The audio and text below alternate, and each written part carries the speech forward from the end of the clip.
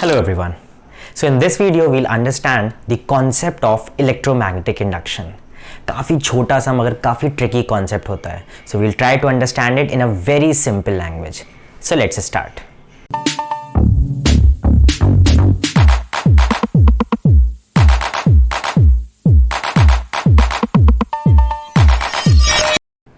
So the concept of electromagnetic induction was given by a very famous physicist जिनका नाम है Michael Faraday, और उन्होंने एक एक्सपेरिमेंट किया था जिस एक्सपेरिमेंट को हम लोग आज जानते हैं फैराडेज एक्सपेरिमेंट के नाम से.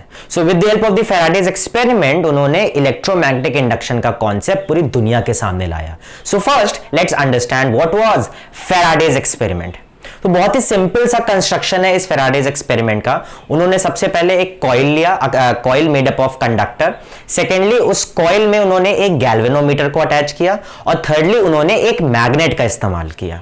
Now with the help of these three simple instruments उन्होंने ईएमआई का कॉन्सेप्ट इस दुनिया के सामने लाया. Now let's understand the working. आखिर उन्होंने किया क्या था.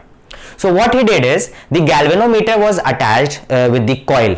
गैल्वेनोमीटर को कॉइल में अटैच कर दिया गया, and relative motion was done between the magnet and the coil. मतलब मैग्नेट को पास ला रहे थे और दूर ला रहे थे बार बार कॉइल के.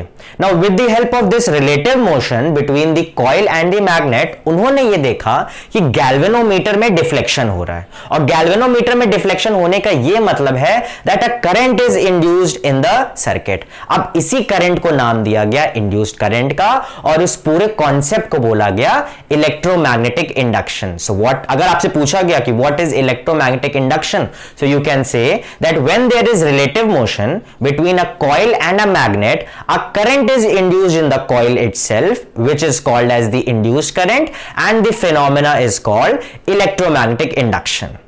अब बात अगर आ रही है कि करंट इंड्यूस हो रहा है, तो जरूर यहां पे पोटेंशियल डिफरेंस का भी कोई खेल होगा, क्योंकि हम पहले से पढ़ चुके हैं इलेक्ट्रिसिटी चैप्टर में कि जब तक पोटेंशियल डिफरेंस नहीं होता तब तक करंट नहीं आ पाता है. सो दैट मींस यहां पे एक नया कॉन्सेप्ट आता है कि शायद जब रिलेटिव मोशन किया जा रहा था between the magnet and the coil, a potential difference is first induced, और इसी पोटेंशियल डिफरेंस को हमने नाम दिया EMF, मतलब electromotive force. And due to this induced potential difference an induced current is there in the circuit. ठीक है, तो यहां पे कॉन्सेप्ट ये बन के आया कि जब रिलेटिव मोशन हो रहा है between the magnet and the coil, एक पोटेंशियल डिफरेंस इंड्यूस हो जा रहा है कॉइल में, जिसको हमने नाम दिया EMF का, और इसी इंड्यूस्ड पोटेंशियल डिफरेंस के वजह से जो करंट आया उसको हमने नाम दिया इंड्यूस्ड करंट. ठीक है, तो ये था हमारा कॉन्सेप्ट इंड्यूस्ड करंट और इलेक्ट्रोमैग्नेटिक इंडक्शन का. अब सवाल ये उठता है कि what is the life time of induced current. आखिर कितनी देर तक ये रहेगा, कब तक रहेगा इंड्यूस्ड करंट. तो इसका आंसर ये है, जब तक रिलेटिव मोशन होता रहेगा between the coil and the magnet, तब तक ये करंट इंड्यूस्ड रहेगा. और जिस मोमेंट पे when there is no relative motion between the coil and the magnet, at that moment there will be no induced current in the circuit. तो I hope आपको ये समझ में आ गया कि जब तक रिलेटिव मोशन होता रहेगा तब तक सर्किट में इंड्यूस करंट रहेगा, और जिस वक्त आप मोशन को बंद कर दोगे, मतलब आप भले ही मैग्नेट को कॉइल के पास लाके रख दो, फिर भी कोई इंड्यूस करंट सर्किट में नहीं रहेगा. तो ये था कॉन्सेप्ट का life time of induced current. अब अगला टॉपिक ये उठता है हमारा कि आखिर कुछ प्रॉपर्टी जान ले इंड्यूस करंट के बारे में. तो भाई इंड्यूस करंट की पहली प्रॉपर्टी ये है कि काफी वीक करंट होता है. ठीक है, first point is induce current is a very weak current. और दूसरी प्रॉपर्टी इसकी, जैसे कि अभी हमने डिस्कस किया, कि ये तब तक ही सर्किट में रहता है जब तक रिलेटिव मोशन होता रहता है between the coil and the magnet. So these are two important properties of induced current. अब अगला टॉपिक यहां पे ये उठ के आता है कि क्या हम इस इंड्यूस्ड करंट को वेरी कर सकते हैं. Can we vary the induced current. So the answer is yes, we can actually vary this induced current. अब बात उठती है कि आखिर कैसे हम इसको चेंज करें. इंड्यूस्ड करंट जो बन रहा है इसको हम चेंज कैसे कर सकते हैं. So there are few simple steps. Step number 1 is you increase और decrease, that means you vary the number of turns in the coil. जो कॉइल हम इस्तेमाल कर रहे हैं उसके नंबर ऑफ टर्न्स को अगर आपने वेरी कर दिया तो इंड्यूस्ड करंट भी वेरी हो जाएगा. तो ये था स्टेप नंबर 1, कैसे आप इंड्यूस्ड करंट को वेरी कर सकते हो. स्टेप नंबर 2, ये जो रिलेटिव रिलेटिव मोशन हो रहा है ना, इसकी स्पीड को आप चेंज कर दो. So that is when there is change in the speed of relative motion between the magnet and the coil, induce current will also vary. ठीक है, अगर आप तेज करोगे तो कुछ इंड्यूस करंट रहेगा, अगर आप धीमे रिलेटिव मोशन करोगे तो कुछ इंड्यूस करंट रहेगा. So these are two simple ways how we can vary the induced current. अब अगला टॉपिक हमारा ये उठ के आता है कि भाई ये जो गैल्वेनोमीटर है ये कैसा इंस्ट्रूमेंट है. तो सिंपल सी वर्किंग है इसकी.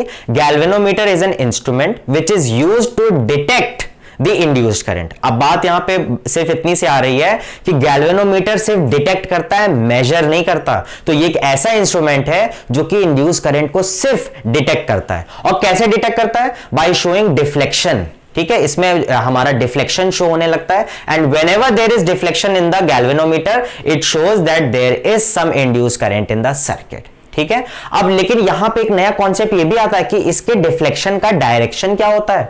भाई किसी भी डायरेक्शन में तो ये जा नहीं सकता है. तो सिंपल सा टर्म है, देखो बहुत कंफ्यूजिंग, कुछ कुछ बुक्स में ये बताया भी नहीं रहता है, लेकिन आप ये चीज समझ लो कि जो डिफ्लेक्शन होगा गैल्वेनोमीटर में, ये समझ लीजिए कि जिस एंड पे हमारा नॉर्थ पोल होगा उसी एंड पे ये डिफ्लेक्ट करेगा. ठीक है, तो अगर दैट मींस कि गैल्वेनोमीटर एक साइड पे डिफ्लेक्ट कर रहा है तो आप समझ लो कॉइल के उसी एंड में हमारा नॉर्थ पोल है. और अगर आप यहां पे रिलेटिव मोशन को चेंज करोगे, दैट मींस अगर आप एक बार मैग्नेट को पास ला रहे हो तब डायरेक्शन ऑफ डिफ्लेक्शन कुछ रहेगी, और एक बार आप मैग्नेट को दूर ले जा रहे हो तब डायरेक्शन ऑफ डिफ्लेक्शन कुछ और होगी.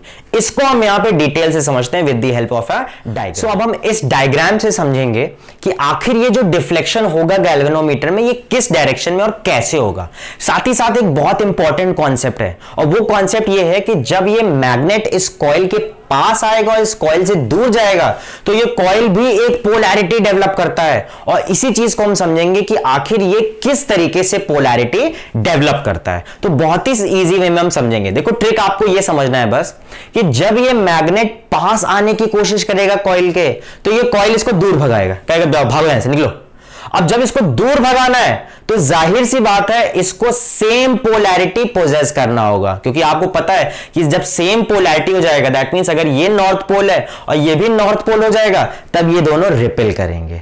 नेक्स्ट केस में हम देखते हैं. नेक्स्ट केस में जब ये मैग्नेट दूर जाने की कोशिश करेगा तब इस कॉइल को रियलाइज होगा कि नहीं यार इसको वापस बुला लेते हैं. लेकिन जब इसको वापस बुलाना है तो इसको अट्रैक्ट करना पड़ेगा, और अट्रैक्ट करने के लिए आप खुद ही बताओ अगर आपको नॉर्थ पोल को अट्रैक्ट करना है तो आप कौन सी पोलैरिटी अपने में ले लोगे. तब आता है आंसर यहां पे कि साउथ पोल है, ये अपने आप को ले लेगा.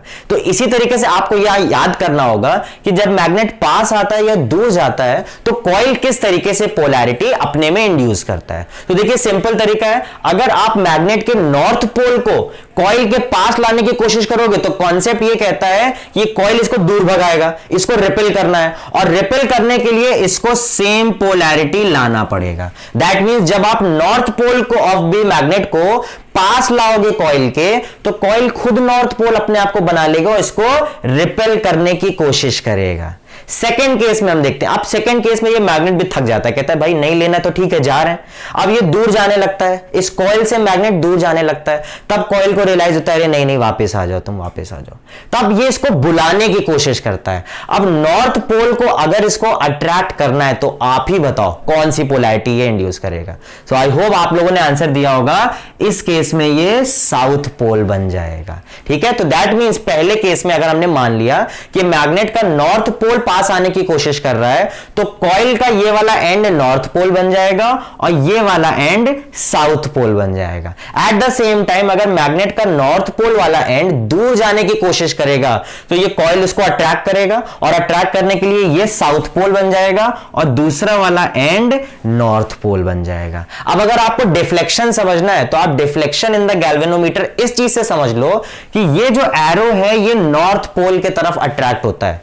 जहां भी नॉर्थ पोल बनेगा ये उधर ही अट्रैक्ट हो जाएगा. अब आप खुद मुझे बताओ अगर आप मैग्नेट के नॉर्थ पोल को इस कॉइल के पास लाने की कोशिश कर रहे हो तो ये कौन सा पोलैरिटी ले लेगा. आंसर लिखा हुआ है, खुद ये नॉर्थ पोलैरिटी को पोजेस कर लेगा. और आप देखो जब इसने नॉर्थ पोल को पोजेस कर लिया है तो ये डिफ्लेक्शन किस तरफ होगा, इस तरफ होगा.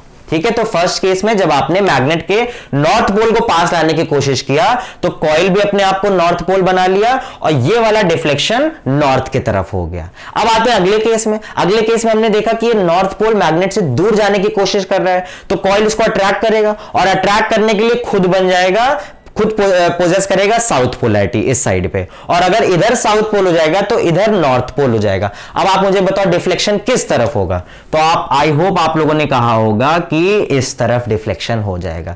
तो इस तरीके से आप ये समझ सकते हो कि जिस तरफ डिफ्लेक्शन हो रही है उसी तरफ वहां पे नॉर्थ पोलैरिटी भी पोजेस कर रहा है कॉइल। और ऑल्दो आप इस ट्रिक से भी समझ सकते हो कि जब मैग्नेट को आप पास लाने या दूर लाने की कोशिश करोगे तब या तो ये इसको रिपेल करेगा और या तो इसको ये अट्रैक्ट करेगा। और रिपेल और अट्रैक्शन की प्रॉपर्टी आई होप आप लोगों को पता है कि भाई अगर ये नॉर्थ पोल है और इसको रिपेल करना है तो ये खुद भी नॉर्थ पोल बन जाएगा। साथ ही साथ अगर ये नॉर्थ पोल है और इस कॉइल को अट्रैक्ट करना है तो ये साउथ पोलैरिटी बन जाएगा। ठीक है, तो इस तरीके से आप समझ सकते हो कि आखिर कॉइल में डिफ्लेक्शन कैसी होगी और किस तरफ होगी। तो ये हमारा बहुत ही सिंपल सा कॉन्सेप्ट था इलेक्ट्रोमैग्नेटिक इंडक्शन का। और इलेक्ट्रोमैग्नेटिक इंडक्शन के कॉन्सेप्ट में हमने सबसे पहले पढ़ा कि ईएमआई क्या होता है, फैराडेज एक्सपेरिमेंट हमने पढ़ा इंड्यूस करंट क्या होता है, हमने ये पढ़ लिया कि इंड्यूस करंट की प्रॉपर्टी क्या होती है, हमने ये पढ़ा कि what is the life time of induce current. साथ ही साथ हमने ये देखा कि आखिर कॉइल कैसी पोलैरिटी पोजेस करेगा जब मैग्नेट पास आएगा या दूर आएगा। और लास्ट में हमने ये चीज डिस्कस कर लिया कि भाई इस गैल्वेनोमीटर का जो डिफ्लेक्शन होगा वो किस तरफ और कैसे होगा। तो ये ओवरऑल हमारा कॉन्सेप्ट था इलेक्ट्रोमैग्नेटिक इंडक्शन का। आई होप आप लोगों को सारी चीजें समझ में आई होगी। That's all in this video. Thank you everyone.